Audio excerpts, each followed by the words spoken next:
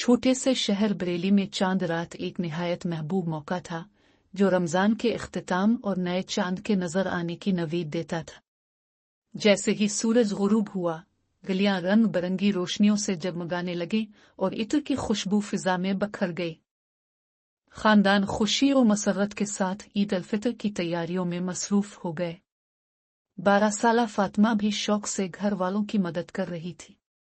इसकी दादी ने इसके हाथों पर मेहंदी के खूबसूरत नक्शो निगार बनाते हुए अपने बचपन की चांद रातों की कहानियां सुनाई।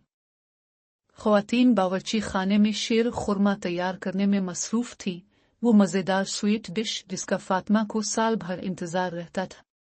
शहर का बाजार भी रौनक से भर चुका था। रंगीन चूड़ियों, खूबसूरत मलबूसात और लजीज पकवानों के स्टॉल्स पर खुशबाश लोग खरीदारी में मसरूफ थे।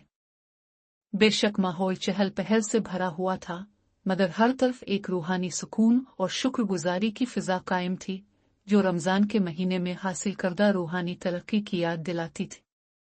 फातिमा का भाई अहमद इस गहमा गहमी में भी मगरिब की नमाज के लिए मस्जिद पहुंच गया। नमाज में शरीक होते हुए इसने यकजहती और अकीदत का वो एहसास पाया जो एक माँ की इबादत और रोज़ों का निचोड़ था। रात भर कहकहे और खुशी की आवाजें गूंजती रहीं। हमसाए एक दूसरे के घरों में जाकर मिठाइयाँ और तहाइफ बांटने लगे।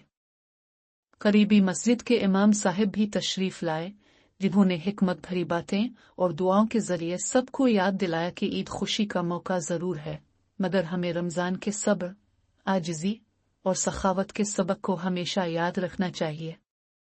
चांदनी रात के साये में फातिमा आसमान को तकते हुए इसकी खूबसूरती में खो गई और दिल ही दिल में शुक्रगुजारी और सखावत की अहमियत पर गौर करने लगी। इससे अपने वालिद की कही बात याद आई, ईद की हकीकी खुशी ना नए कपड़ों में है, ना मिठाइयों में, बल्कि दूसरों को खुशी देने और मिलकर रहने में है। जब खानदान के अफराद घरों को लौटने लगे तो ईद मुबारक की सदाएं रात की खामोशी में गूंजने लगे, जो एक मजबूत बरादरी और ईमान की तजदीद का एहसास दिला रही थी।